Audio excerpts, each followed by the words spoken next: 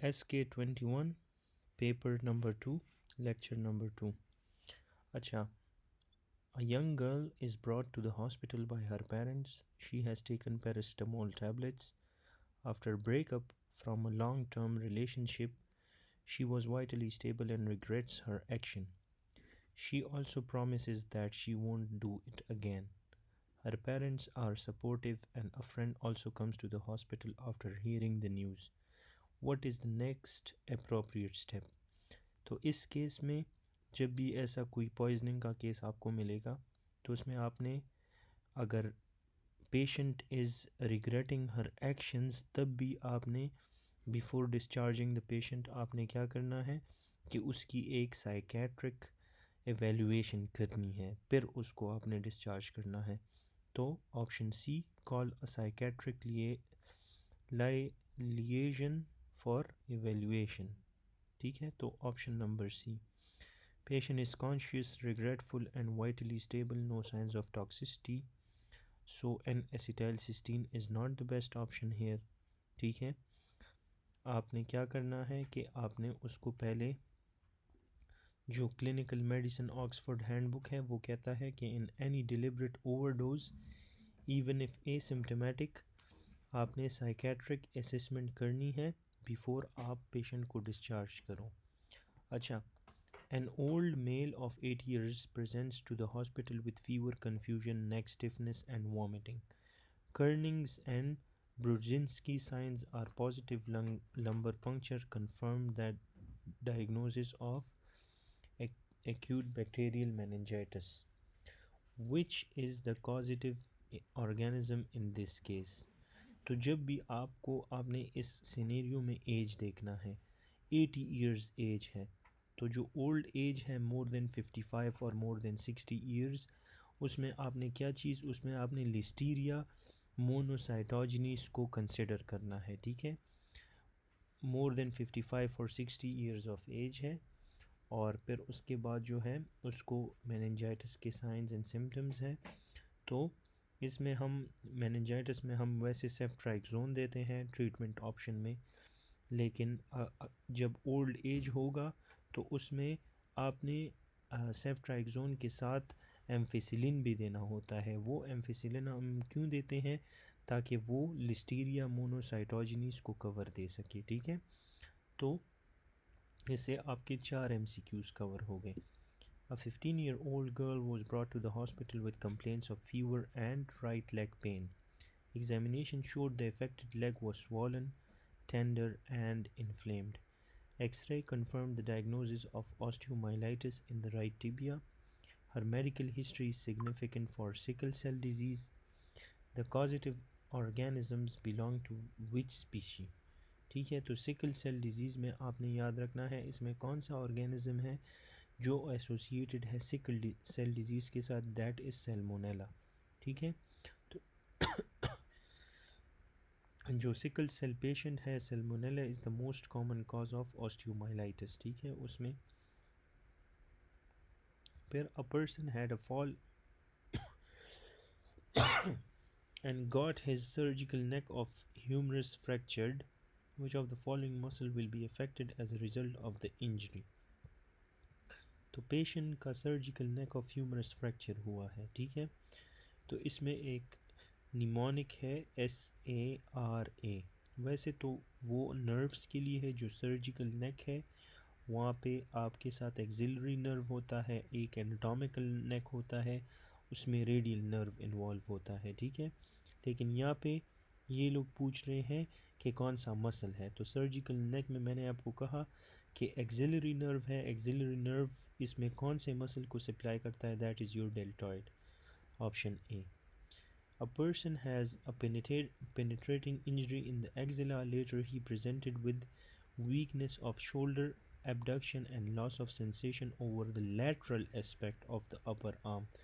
तो upper arm है, उसके लैटरल एस्पेक्ट पे आपको कौन सा नर्व नज़र आएगा? That is your axillary nerve. ठीक है, lower aspect of lower lateral aspect पे आपको मस्कुलोक्यूटेनियस नज़र आता है और अपर लैटरल में you will get axillary. Patient who is picky eater came to the hospital with ataxic gait and numbness and tingling in the lower limbs. तो patient को जो है एटेक्सिया है, नमनेस है, टिंगलिंग लाइक न्यूरोलॉजिकल सिम्टम्स है actually ये सारे. तो इसमें कौन सी विटामिन की डिफिशिएंसी होगी? That is your vitamin B12. अच्छा, a female having nocturnal pain and tingling in the thumb, index and middle finger. तो जब भी मिडल फिंगर आ जाए, तो मिडल फिंगर और इंडेक्स फिंगर आ जाए, इसका मतलब है median nerve is involved and lateral half of the ring finger. ठीक है, तो टिनल test was also positive.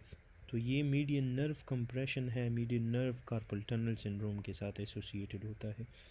45-year-old male presents with complaint of increasing shoe and ring size over the past few years, along with coarse facial features, deepening of voice, and excessive sweating. On examination, he has prognathism in large hands and feet and frontal bossing.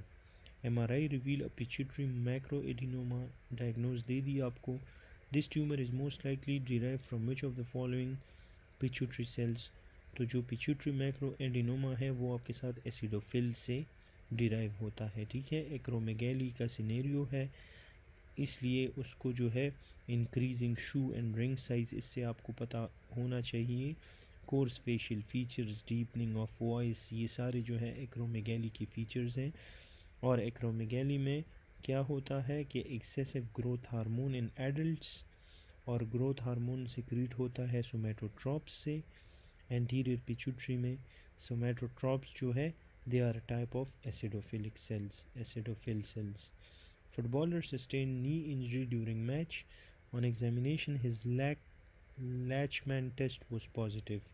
ठीक है, which of the following structure is most likely injured? तो Latchman test आपके साथ anterior cruciate ligament में positive होगा. ठीक है, इसके 2-3 टेस्ट्स हैं, तो आप काइंडली वो देख लें. ठीक है, एंटीरियर क्रूशिएट लिगामेंट जो एंटीरियर क्रूशिएट लिगामेंट है उसके टेस्टिंग के लिए एक लैचमैन टेस्ट है. ठीक है, 2 और टेस्ट हैं, तो आप उसको फिर अपने लिए सर्च कर लें. Which of the following best describes pathophysiology mechanism of Lambert Eaton syndrome? तो लैम्बर्ट ईटन सिंड्रोम का काम कैल्शियम चैनल्स के साथ होता है.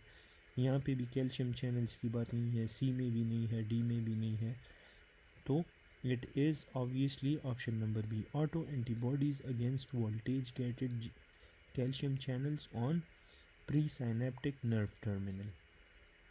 ठीक है, option number B. A 66-year-old chronic smoker presents with low-grade fever, hemoptysis and unintentional weight loss. Chest X-ray shows a central cavitating hilar mass located in the right upper lobe. Which of the following is the most likely histological type of lung cancer? ठीक है, तो ये है low grade fever है, हेमोप्टिसिस हो रहा है, weight loss है पेशेंट को, उसमें कैविटेटिंग हाइलर मास. ठीक है, और राइट अपर लोब में है. This is your small cell carcinoma. फिर 35-year-old woman presents with complaint of weight loss, heat intolerance and palpitation for the past 3 weeks. She also reports mild anterior neck pain that radiates to the jaw. On examination, she has a slightly enlarged tender thyroid gland, no eye signs or pretibial myxedema. Her lab investigation में T3 आपके साथ थोड़ा increased है, T4 increased है, TSH आपके साथ normal है. Radio active iodine Uptake जो है वो आपके साथ लो है. ठीक है, रेडियो एक्टिव आयोडीन, इसके बेसिस पे आपने इसको डायग्नोज करना है. तो रेडियो एक्टिव आयोडीन अपटेक आपके साथ सब एक्यूट थायरोइडाइटिस में लो होता है. A cervical smear, which of the following is the most likely diagnosed? This is your subacute thyroiditis, जिसे हम decurvanian thyroiditis भी कहते हैं. ठीक है, cervical smear of 39-year-old woman shows epithelial atypia involving 2/3 of the epithelial thickness with loss of polarity and numerous mitotic figures. The basement membrane is intact.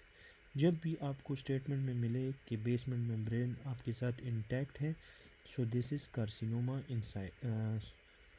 अच्छा, basement membrane is intact, तो this is moderate dysplasia.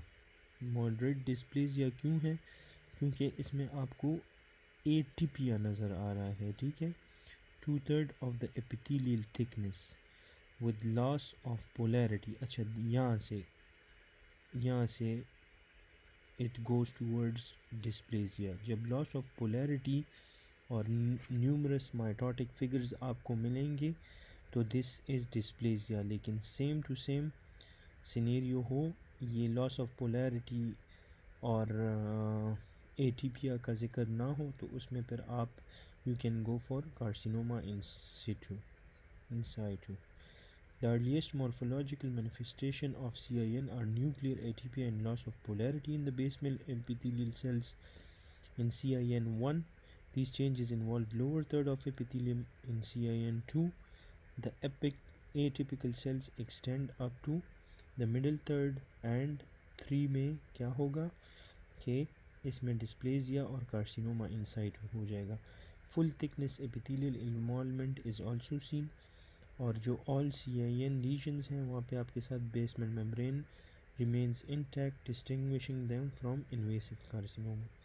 Which of the following best describe the invasive malignancy?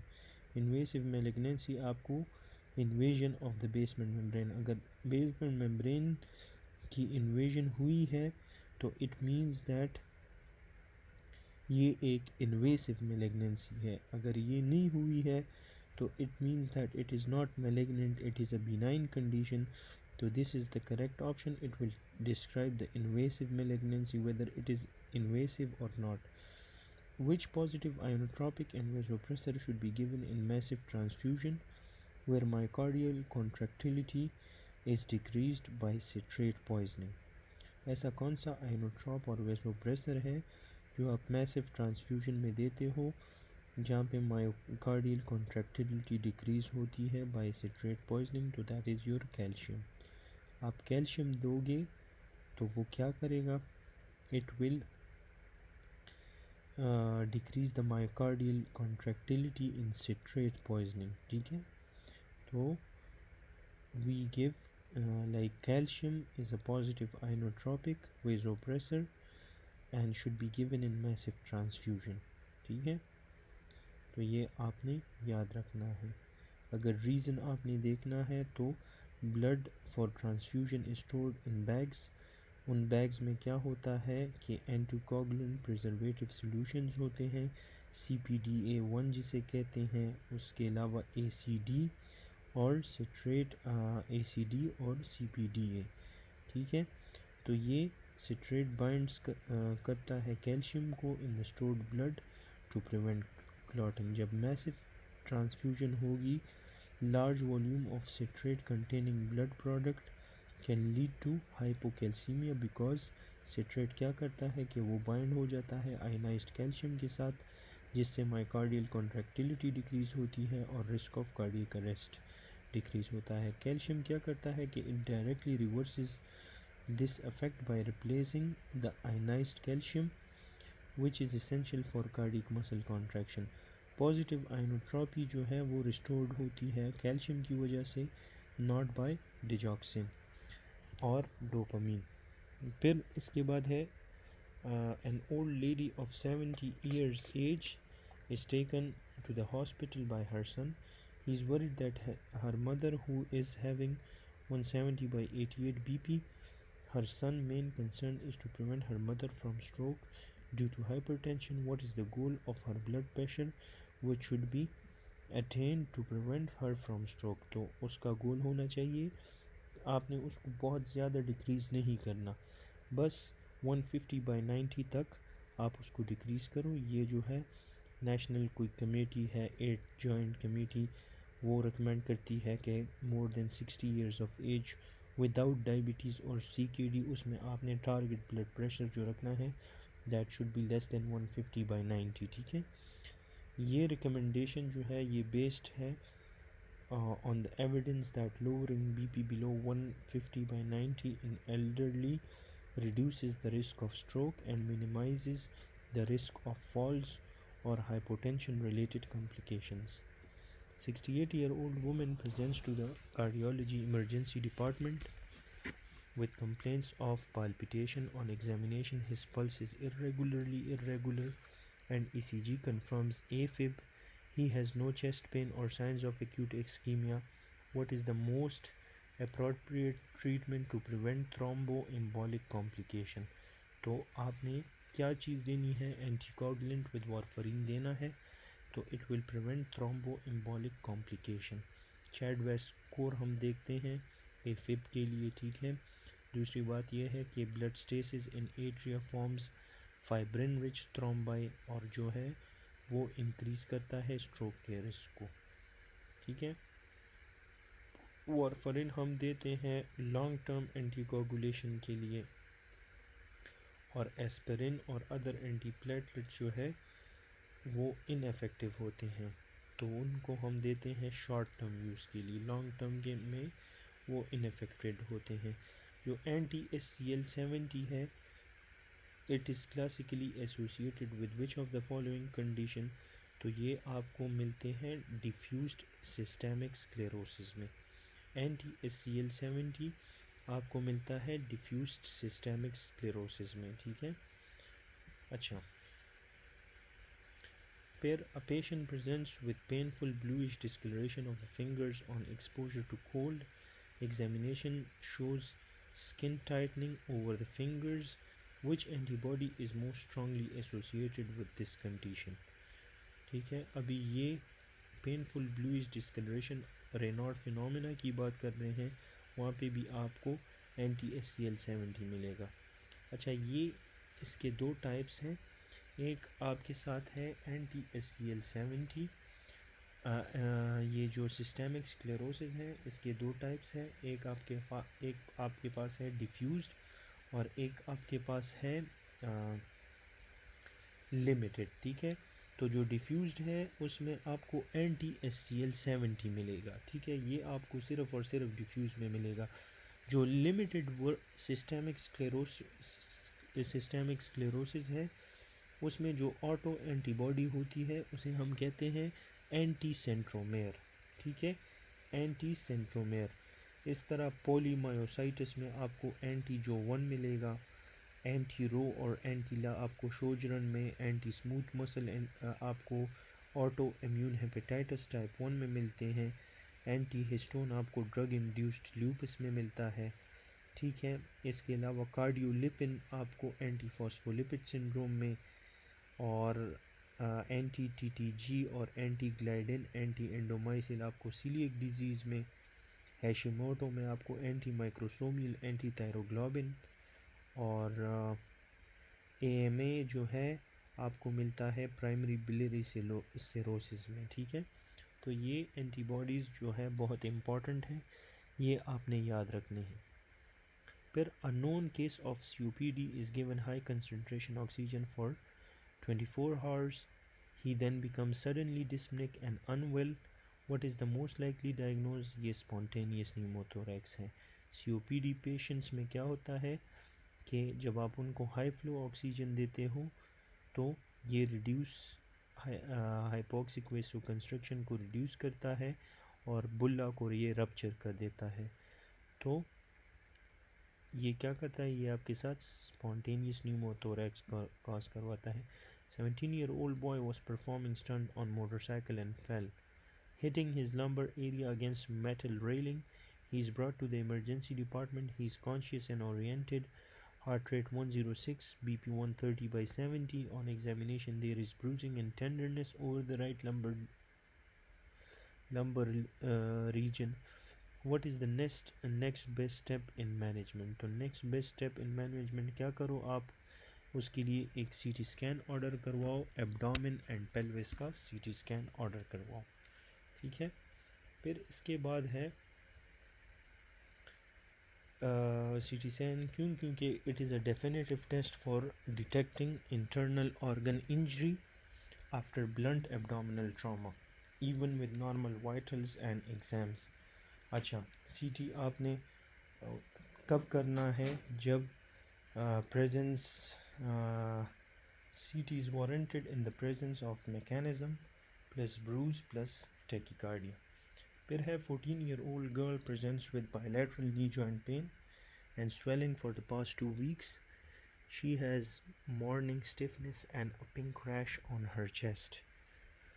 What is the most likely diagnosis? तो ये आपके साथ है juvenile idiopathic arthritis.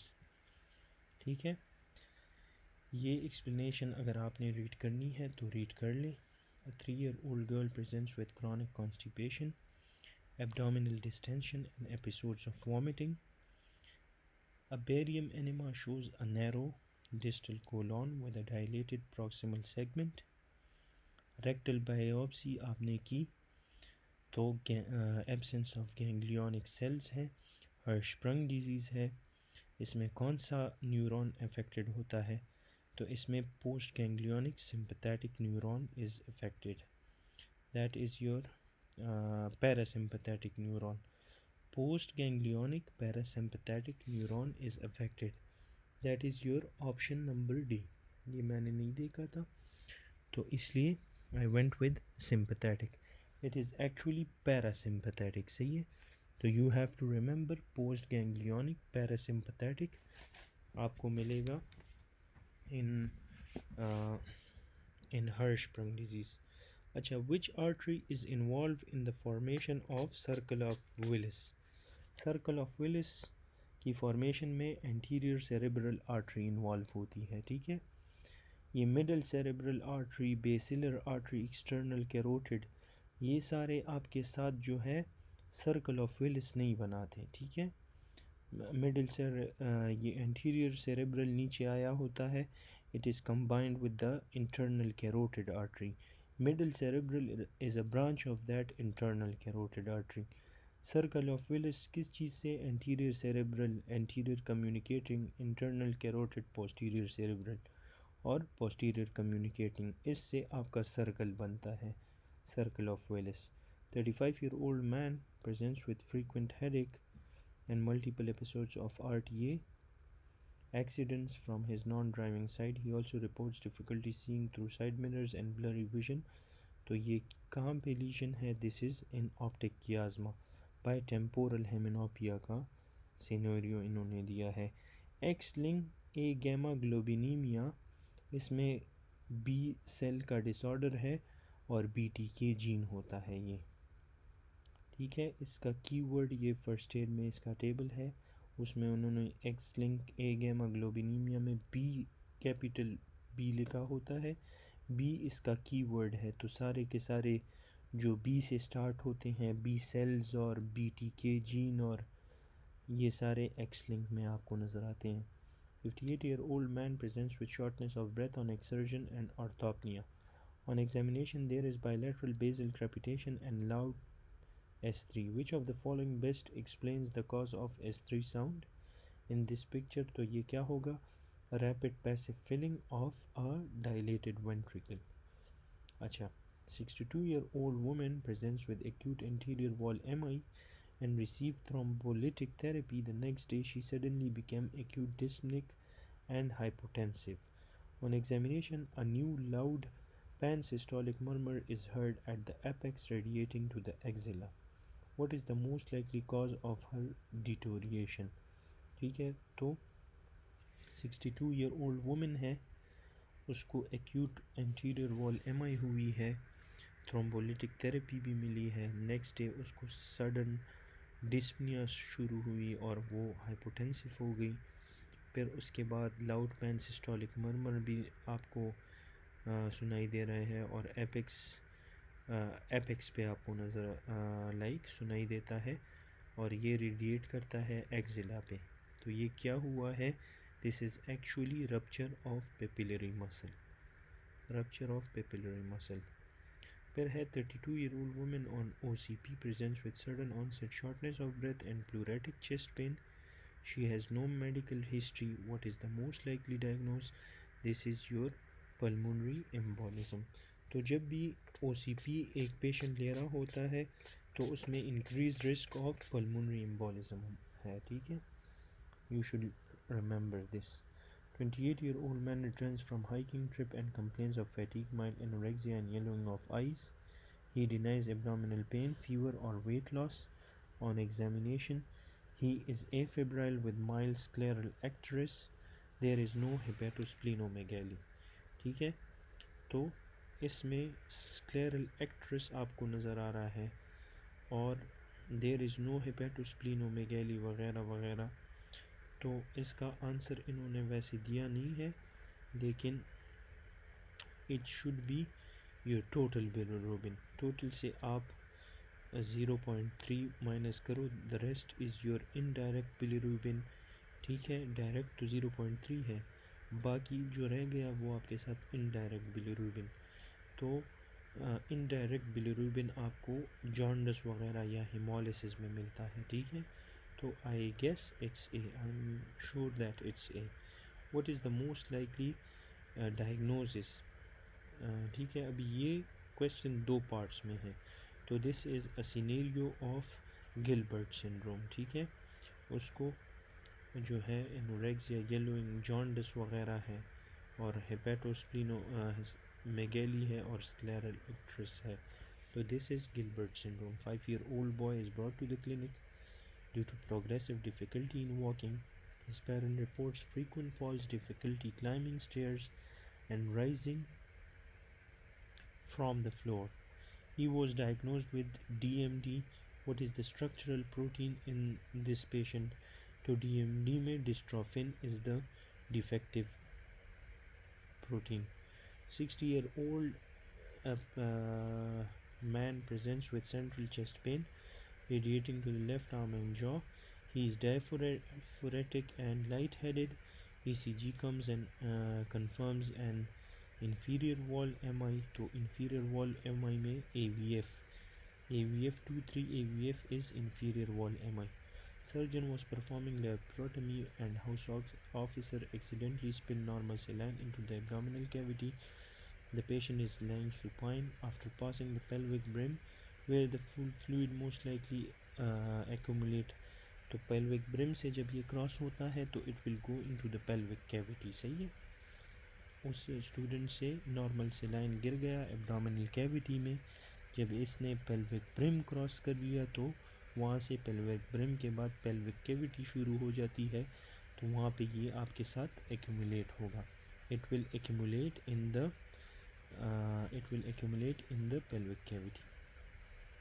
68-year-old man presents with cough, hemoptysis, fatigue and anorexia. Chest x ray पे आपको left hemidiaphragm नज़र आ रहा है, डिक्रीज बायलैटरल चेस्ट मूवमेंट्स है। What is the most likely cause of this finding? इस फाइंडिंग का मोस्ट लाइकली कॉज है your phrenic nerve palsy due to apical lung carcinoma. ठीक है, तो ये एक्सप्लेनेशन आप इसके लिए पढ़ सकते हो। If you are interested, pause the video here and read this. 35-year-old male is brought to the emergency department following RTA. He is conscious and oriented. His respiratory rate is 18, but on examination he is noted to be using accessory muscles of respiration. Which of the following muscle is most likely the accessory muscle of respiration? जो oblique है वो आपके साथ accessory muscle of respiration है,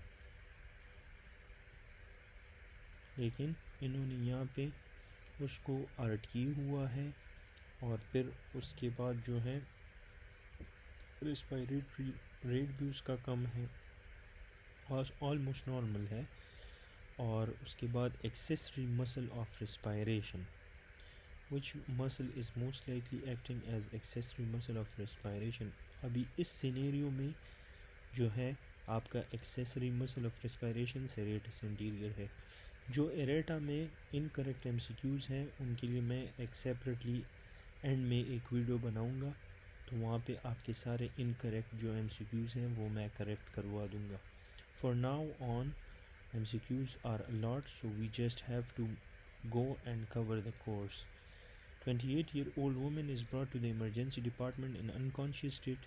She does not open her eyes even to supraorbital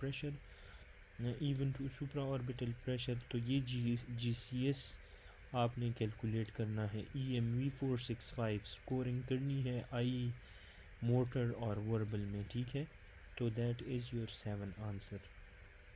फिर यहाँ पे है ग्रोनिंग ओनली के लिए 2 हो गए, विदड्रॉज लिम्ब के लिए 4 हो गए, ठीक है, और no eye opening to supra orbital pressure, that is your 1. अच्छा, an elderly lady with terminal breast cancer is on pain management for metastatic disease. She is brought to the emergency department in an unconscious state. On examination, she is unresponsive and her pupils are pinpoint but reactive. Her respiratory rate is 6 per minute and oxygen saturation is falling. What is the most appropriate next step in management? तो इसको जो है pin point pupal, हमने यहाँ पे पढ़ा pin point pupal, ठीक है, तो ये आपको ओपियोइड पॉइजनिंग में मिलते हैं, उसमें हम देते हैं naloxone. A patient was treated for malaria and advised follow-up for G6PD testing but did not return. After 3 months, he again presents with fever and diagnosed as malaria. What is the most likely cause of this recurrence? ठीक है, तो उसको G6PD है और फिर उसको एक episode of हेमोलिस आया, तो ये persistence of hypnozoids in the liver. A person presents to the emergency with blood and vomit and signs of hypovolemic shock. On opening the abdomen, surgeon observed bleeding from the posterior wall of the duodenum. तो वहाँ पे आपको गैस्ट्रोड्यूडेनल artery मिलती है. अच्छा, person presents with right hypochondrial pain and progressive abdominal distension. Now diffuse ascites is clinically evident and a diagnostic paracentesis is planned. Which is the most appropriate site for ascitic fluid tap that minimizes risk of injury to the inferior epigastric vessels? So this is a pure rata, right lower quadrant, 2 cm below and medial to the anterior superior iliac spine. तो यहाँ पे आपने acetic fluid के लिए ये most appropriate site है, right side पे 2 cm below और medial to the anterior superior iliac spine. Cyclosporine आपके साथ क्या करता है? इट इज़ एन इम्यूनोसप्रेसेंट और ऑर्गन ट्रांसप्लांट में हम यूज़ करते हैं. इसका मैकेनिज़्म ऑफ एक्शन क्या है कि ये कैल्सिन्यूरिन को इनहिबिट करता है और प्रिवेंट करता है इंटरल्यूकिन 2 की ट्रांसक्रिप्शन को. A patient is having pain in the left thigh. Examination and imaging suggest an infection in the adductor canal. Which of the following structure is most likely spared? तो ये सारे के सारे adductor canal के contents है, लेकिन nerve to vastus मीडियलिस नहीं है. नर्व टू वास्टस लैटरलिस भी एडक्टर कैनाल का कॉन्टेंट है. A 45-year-old chronic alcoholic patient presents with tingling and numbness in both hands and feet. On examination, he has decreased proprioception and vibration sense in the lower limbs. There is no history of trauma. Which of the following is the most appropriate test? तो ये आपने ये B12 की तरफ जा रहा है. tingling और tingling जब भी आए it is a neurological sign.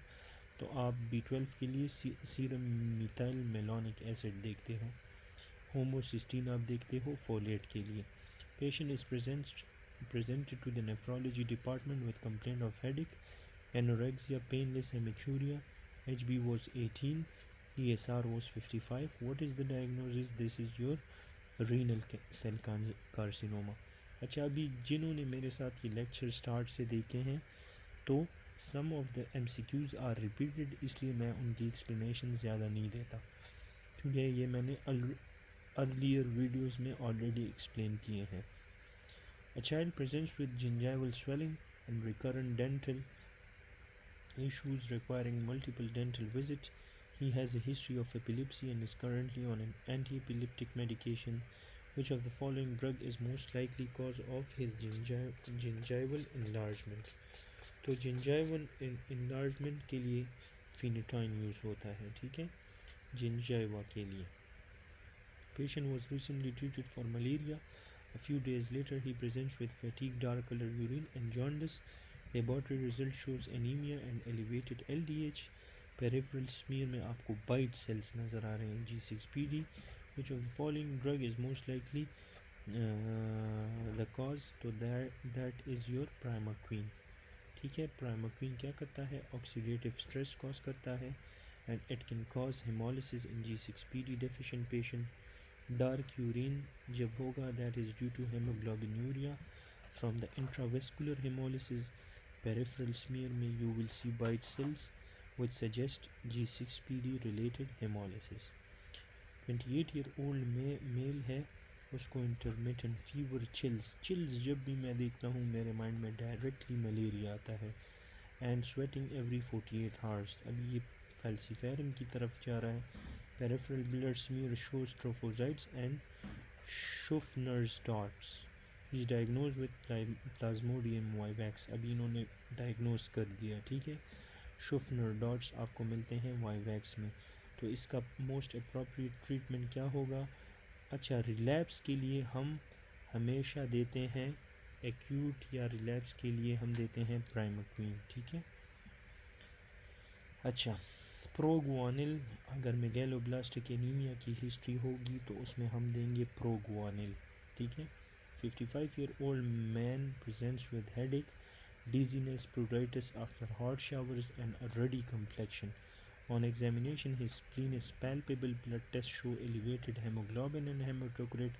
Bone marrow biopsy reveals hypercellularity. What is the most likely mutation? तो ये है JAK2 mutation, ठीक है, ऑफ पोलीसाइथीमिया रूब्रा वेरा, उसमें आपको मिलता है JAK2 mutation. A patient presents with ptosis, difficulty in chewing and difficulty in swallowing that worsens with activity and improves with rest. तो ये directly goes towards myasthenia gravis. Chewing में difficulty है, ptosis है, swelling that worsens with activity and improves with rest. तो this is myasthenia gravis, ठीक है. A surgeon presents with recent memory impairment, behavior changes and difficulty with executive functioning, while motor skills उसके intact हैं. What is the most likely site of the lesion? That is your frontal lobe. 32-year-old woman presents with confusion, low grade fever, petechial rash है, hemoglobin 8.2, platelets 18,000, markedly elevated smear shows schistocyte coagulation profile normal, APTT और PT आपके साथ normal है. तो this is a case of thrombotic thrombocytopenic purpura. Fever और neurological signs आपको TTP में मिलते हैं. A 35-year-old patient presents with progressive dysphagia, initially to solids and later involving liquids. He also reports significant weight loss over the past few months. What is the most likely diagnosis? This is weight loss की बात आ गई और esophageal symptoms है, you should suspect esophageal carcinoma. फिर उसके बाद है which of the following drug is inhibits COX-2 but not COX-1? ये आपके साथ है meloxicam, ठीक है. 4-year-old child is brought to the pediatric clinic for developmental assessment. उसको elfin facial features हैं and he is extremely friendly with strangers, shows relatively strong verbal skill but poor visuospatial abilities. Cardiovascular exam पे आपको एक systolic murmur नज़र आ रहा है और echo reveal supravalvular aortic stenosis. Serum calcium is elevated. Which of the following is protein is most likely affected? तो elastin is affected. 45-year-old man presents with chronic cough and weight loss. Lung biopsy shows multiple collection of epithelioid macrophages surrounded by lymphocyte and Langhans type giant cells. Which of the following is the most likely diagnosis? तो Langhans cells आपको मिलते हैं TB में, ठीक है. बाकी सारा का सारा सिनेरियो भी TB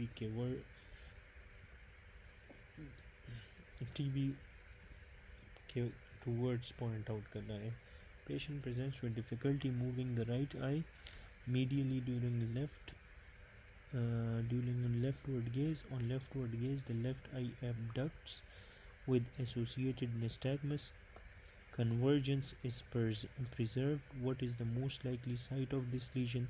तो ये right medial longitudinal fasciculus में आपके साथ lesion है, ठीक है.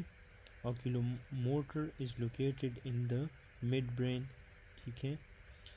CMPM cortex, midbrain, CMP pons, M से medulla.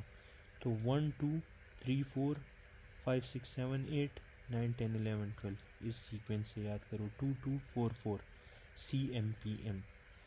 30-year-old male presents with hypertension and bilateral flank pain, ultrasound में आपको इनलार्ज किडनी और मल्टीपल सिस्ट नज़र आ रहे हैं। Father died of ruptured brain aneurysm. तो मोड ऑफ इनहेरिटेंस क्या है? ये आपके साथ ये adult polycystic kidney disease ADPKD है जो ऑटोसोमल डोमिनेंट है।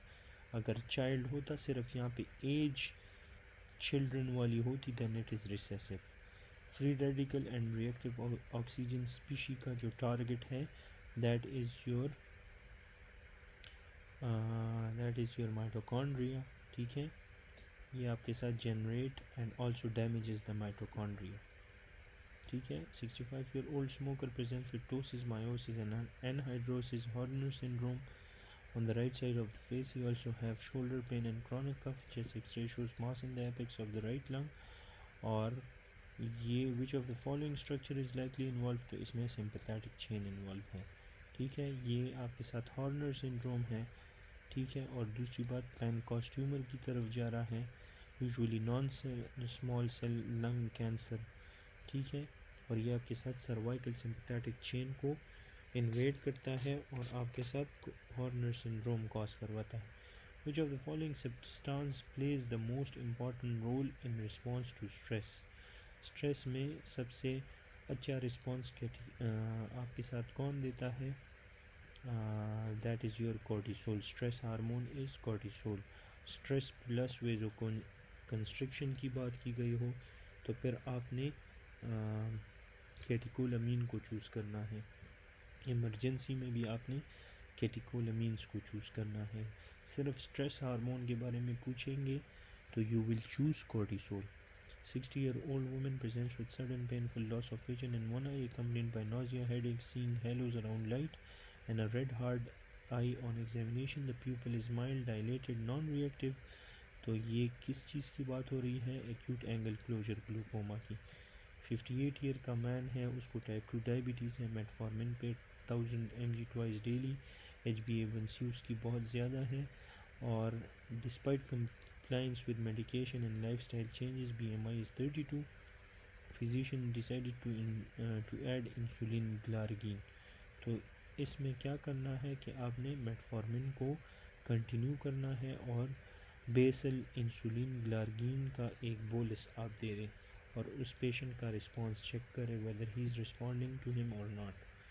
30-year-old woman presents with chronic abdominal pain, bloating and altering constipation and diarrhea. She is diagnosed with IBS. Which of the following autonomic changes is most likely involved? तो IBS में आपके साथ decreased parasympathetic tone. IBS में क्या होगा? Decreased parasympathetic tone. Decreased parasympathetic tone is seen in IBS. 28-year-old soldier from Karachi was deployed to Siachen within 12 hours. After a few hours, he developed shortness of breath, cough, in a frothy sputum and cyanosis. तो अगर आप उसको सियाचिन भेजते हो और directly उसको ये symptom start होते हैं तो ये पल्मोनरी एडेमा की तरफ जाता है। ठीक है। On auscultation, bilateral crepitation were heard. Chest X-ray shows bilateral infiltrates. So this is high altitude pulmonary edema A. 24-year-old patient presents with rhinorrhea, ocular congestion, headache and sneezing. He is prescribed dimenhydramine. What is the most likely role of this drug in the treatment? तो इस drug का क्या role है in treatment? This is your H1 receptor antagonist for allergic symptoms. 24-year-old patient है, उसको rhinorrhoea है, ocular congestion है, उसके अलावा हेडेक और स्नीजिंग है। ये डाइफेनहाइड्रामीन आपने दिया। अभी इस ड्रग का रोल क्या है कि ये आपके साथ H1 रिसेप्टर को एंटागोनाइज करता है फॉर एलर्जिक सिम्टम्स। ठीक है। Option number C. 55-year-old man develops sudden palpitation and dizziness 1 day after acute MI. ECG shows white QRS complex is regular rhythm and rate of 160 per minute. What is the most likely underlying mechanism? That is your re-entry circuit. 40-year-old man with recent left leg DVT develops sudden onset left-sided weakness. Imaging confirm ischemic stroke. No carotid artery disease is found. Which of the following is the most likely underlying cardiac defect, तो ये है ostium secundum atrial septum defect, option number C. जो paradoxical एम्बुलाई है, इनमें Venus clot cross करता है from the right to the left heart और आपके साथ स्ट्रोक करता है। इसमें राइट टू लेफ्ट शंट होता है और इसमें आपके साथ पेटेंट फोरामेन ओवेल आपको और ऑस्टियम सेकेंडम आपको नज़र आएगा। पीडीए वीएसडी में लेफ़्ट टू राइट शंट होगा, no paradoxical embolism. Ostium primum जो है linked with Down syndrome, coarctation does not cause embolic stroke. अच्छा, फिर इसके बाद 65-year-old man with a history of hypertension and type 2 diabetes present to the ER with 2 episodes of left-sided weakness and slurred speech, each lasting about 20 to 30 minutes over the past 3 days. There is no loss of consciousness, seizures or residual deficits. ECG shows normal sinus rhythm. CT brain is unremarkable. MRI and carotid Doppler show no acute infarct and mild atherosclerotic changes respectively. What is the most appropriate initial treatment to prevent further events? That is your aspirin and clopidogrel. यहाँ पे आप pause करके इसको read they सकते हैं। 25-year-old woman presents with fatigue and pallor. CBC shows HB 8.5, MCV 90. Increased retic count. Peripheral smear shows slightly larger bluish red cells without a nucleus. Which of the following is about reticulocyte is true? तो reticulocyte contain DNA but not RNA नहीं। 7% of circulating RBC in healthy individual नहीं। Reticulocytes are fully mature RBC, no। Reticulocytes still contain residual RNA, तो आपने इसको याद करना है कि it still contain residual RNA। 45-year-old man presents with progressive shortness of breath on exertion, orthopnea and bilateral leg swelling for the past 3 months. History of alcohol use, blood pressure normal, JVP elevated, auscultation में bilateral basal crepitation and displaced epic speed आपको नज़र आ रहे हैं। ECG is globally dilated left ventricle with reduced ejection fracture. What is the most likely diagnosis? ये dilated cardiomyopathy की बात कर रहे हैं। 28-year-old woman with history of missed periods presents with sudden severe lower abdominal pain and dizziness on examination. She is hypotensive, tachycardic and has tenderness with guarding in the lower abdomen and positive urine beta. ECG is noted. Bedside ultrasound, no intrauterine pregnancy seen but free fluid is noted. Where is the most likely fluid accumulation in this patient? तो ये rectouterine pouch of Douglas, वहाँ पे आपके साथ fluid accumulate होगा। 65-year-old hypertensive man presents with generalized weakness. He has been taking captopril regularly for blood pressure control. On examination, his vitals are stable. उसमें आपको tall peak T waves, wide QRS complex is absent P wave. Which of the following electrolyte imbalance आपको हाइपरकेलीमिया नज़र आएगी? ठीक है, captopril decrease angiotensin 2 जिसकी वजह से अल्डोस्टेरॉन कम हो जाता है, पोटाशियम की एक्सक्रीशन नहीं होती तो it retains in the body causing hyperkalemia. 72-year-old male presents with palpitation, shortness of breath, ankle swelling for the past 3 days. ECG shows a fib and a rapid ventricular response. On examination, he has signs of heart failure, elevated GVP, bilateral basal crepes, and pedal edema. BP 100/60, pulse is irregular at 130. Which of the following is the most likely cause to that drug that for rate control? तो ये है digoxin. Heart failure में भी हम देते हैं digoxin को, ठीक है। रेट कंट्रोल में भी हम देंगे डिजॉक्सिन को, ठीक है। और AF में भी हम देते हैं डिजॉक्सिन को with heart failure. Beta blockers और ये CCBs वगैरह जो हैं ये कॉन्ट्राइंडिकेटेड होते हैं। 55-year-old obese woman is newly diagnosed with type 2 diabetes, started on metformin, no history of renal or hepatic disease.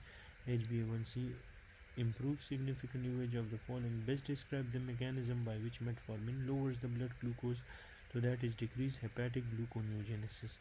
Child fell from monkey while playing. He developed scrotal swelling, penile bruising and difficulty in passing urine. What is the most likely cause?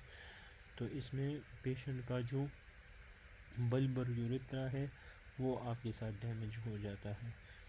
अच्छा, year-old woman presents to the emergency department after sudden syncopal episode 24 hours while walking On examination, she is drowsy with pulse of 40. Her ECG shows sinus bradycardia QT interval of 520, polymorphic white complexes, ventricular rhythm and twisting of the QRX complexes around the baseline. ठीक है, तो इसमें ये है torsade pointies. ठीक है, 28-year-old woman delivered a baby at home with severe postpartum hemorrhage. She was brought to the hospital in shock. After resuscitation, she showed no lactation, low blood pressure, altered mental status. On examination, she is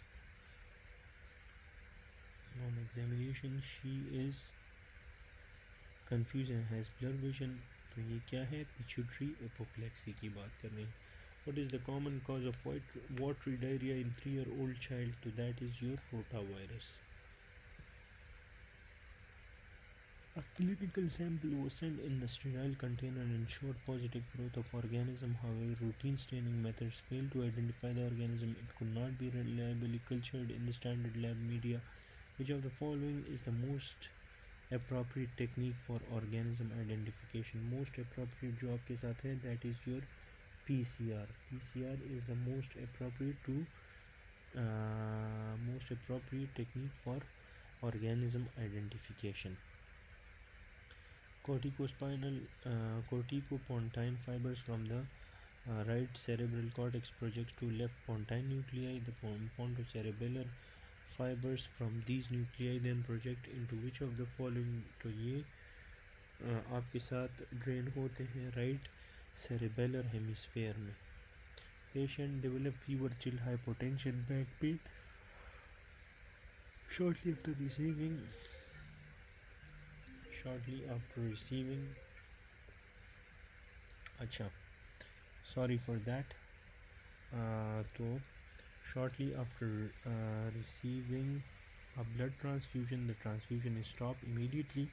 Labs show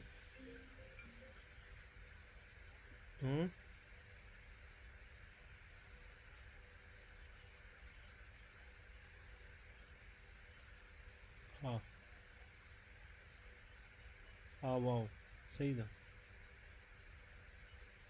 wow आओ का ना ठीक छो. Okay, sorry for that. A patient developed fever, chills, hypotension and back pain shortly after receiving a blood transfusion. The transfusion is stopped immediately. Labs show hemoglobinuria and a positive direct Coombs test. What is the most likely type of transfusion reaction? So ये है आपके साथ acute hemolytic transfusion reaction. ठीक है. 68-year-old woman with AFib presents with confusion, anorexia and visual halos. ECG shows frequent PVCs and ventricular tachycardia. She is on digoxin and furosemide. Sodium 138, potassium 2.7, calcium 9.8, magnesium 1.6. Which of the following is the most likely contributor for her current condition? तो ये है hypokalemia की वजह से. Healthy individual has an intrapleural pressure of approximately 7.5 cm H2O at the end of normal inspiration. What is the most likely intrapleural pressure at the peak of deep inspiration? ठीक है, तो that is 9.5 cm water. This is purely रट्टा, बस आप इस explanation को अगर आपने याद करना है तो याद कर लें. ठीक है. 45-year-old man presents with painful ophthalmoplegia, headache, ptosis and diplopia. Which of the following finding best confirm cavernous sinus involvement? तो इसमें कौन सी चीज़ है जो आपके साथ cavernous sinus की involvement करेगा? ठीक है, तो ये है आपके साथ option number A. Option number A is your loss of corneal reflex. ठीक है, तो पेशेंट को ऑफ्थेल्मोप्लीजिया, हेडेक, टोसिस, डिप्लोपिया वगैरह है और it confirms cavernous sinus involvement. तो this is due to loss of corneal reflex. ये आप रीड कर सकते हैं. 17-year-old boy participated in long distance marathon. At the end of the race, he is exhausted but conscious. Which of the following best describes the metabolic hormonal status. तो इसमें by the end of the race बंदे से जो सारे sugars हैं वो कम हो जाते हैं, तो इंसुलिन कम हो जाता है, ग्लूकागॉन जो स्टोर्ड ग्लूकोज है वो आपके साथ आ जाता है, तो ग्लूकागॉन इंक्रीजेस। ठीक है। अच्छा, फिर इसके बाद है which of the following embryological structure primarily give rise to the most facial bones and connective tissue of the skull। तो वो आपके साथ है न्यूरल क्रस्ट सेल्स। ये आप पढ़ सकते हो, इसको आप पॉज करके ये आप पढ़ सकते हो। ठीक है। अच्छा, 60-year-old man with a history of chronic alcoholism presents with palpitation and syncope. ECG shows a white complex tachycardia, serum electrolyte low, potassium low, magnesium levels। तो which electrolyte abnormality is most likely responsible for his arrhythmia? तो ये है hypomagnesemia। hypokalemia अगर होता तो first वो होता है, वो नहीं है तो you can go for hypomagnesemia। hypomagnesemia आपके साथ wide complex ventricular arrhythmia such as especially torsades de pointes इस कॉज करवाता है। ठीक है। और ये फिर आप फर्दर रीड कर लो कि ये आपके साथ कार्डिक मायोसाइट मेम्ब्रेन को स्टेबलाइज करता है, पोटेशियम को रेगुलेट करता है और कैल्शियम को भी। A 3-year-old boy presents with chronic diarrhea, foul smelling, pale stool and failure to thrive. On examination he appears undernourished. Which of the following vitamin deficiency is most likely responsible for this condition? So that is your retinoic acid, vitamin A। ठीक है। This is the explanation। 7-year-old boy presents with sore throat, low-grade fever and grayish-white membrane over the tonsil. He is diagnosed with diphtheria and started on antibiotic and diphtheria antitoxin. What is the primary mechanism of action of antitoxin in this condition?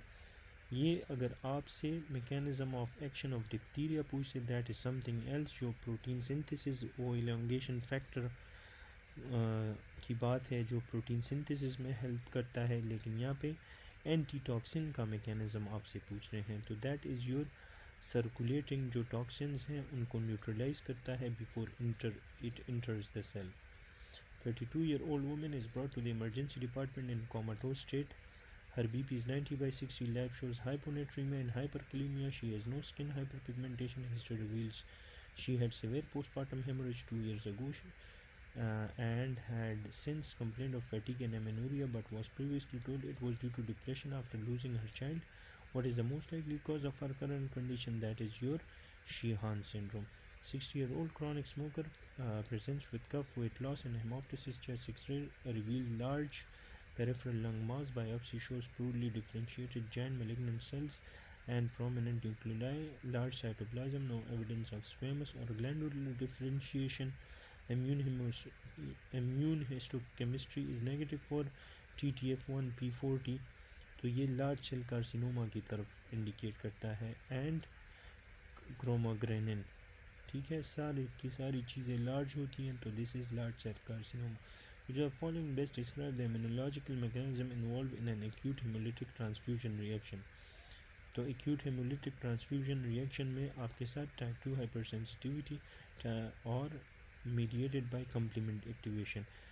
ये आपके साथ नवंबर attempt में ये MCQ आया था। 60-year-old man is unable to identify objects such as key or coins placed in। अच्छा, इस MCQ के बारे में आपने ये हेमोलिटिक और एनाफाइलेक्टिक, एक्यूट हेमोलिटिक और एनाफाइलेक्टिक रिएक्शन के दरमियान जो रिलेशन है आपने इन दोनों को समझना है, क्योंकि एनाफाइलेक्टिक में टाइप 1 है।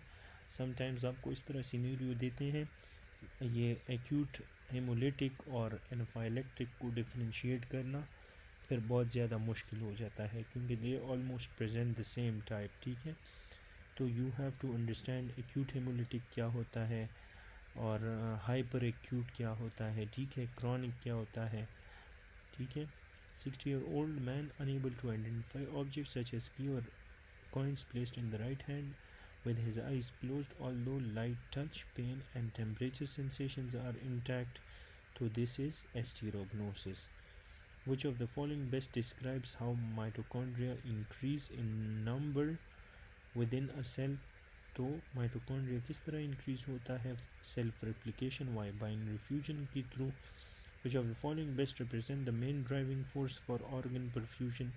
So that is your mean arterial pressure। which of the following is true regarding small bowel motility? तो इसमें migratory motor complex mediated by motilin occurs during interdigestive period. ठीक है, तो this was all about paper number 2.